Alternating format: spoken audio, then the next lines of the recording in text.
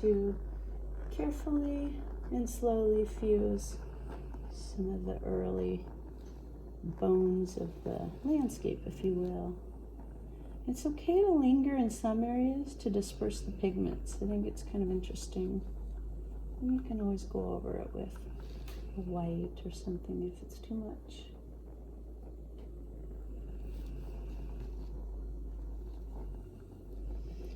And you don't necessarily have to move in one direction or another in this case. We're just blending all of the painted parts and not lingering too long in any one area.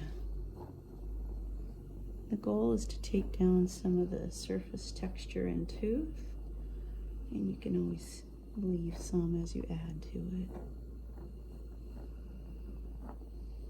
And you'll develop your own touch with the torch over time. There are different types of torches, which we go over and we'll go over again. This is a propane torch, and I like it. It's fairly controllable.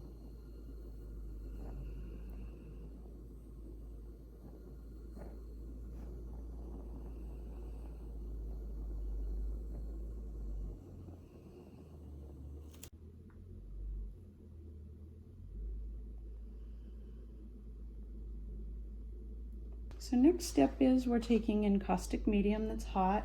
Usually I like this to be all the way melted, and we're doing a top layer on this piece just to start giving it some dimension. And I think I'm just going to go across rhythmically. We've already fused the lower layers and let it cool, and we're creating a layered piece to be sure, as most encaustic pieces are, but we're also starting to cover the subtext, and then we'll paint up from there. So you could be putting it in certain areas only, or in this case, I'm just trying to get everything covered to go on and start painting up. Shows you there's something in the background. And go ahead and be generous around the corners and the bottom, because you're going to fuse that now with heat. So we're fusing this uppermost clear layer of encaustic medium.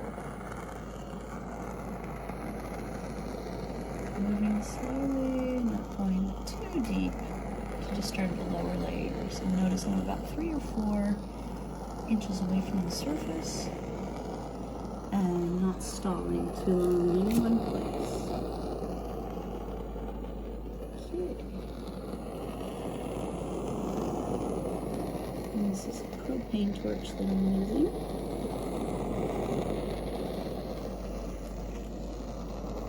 And this is how encaustic art really gets made. It's layer by layer. And the details slowly over time, and some scraping too.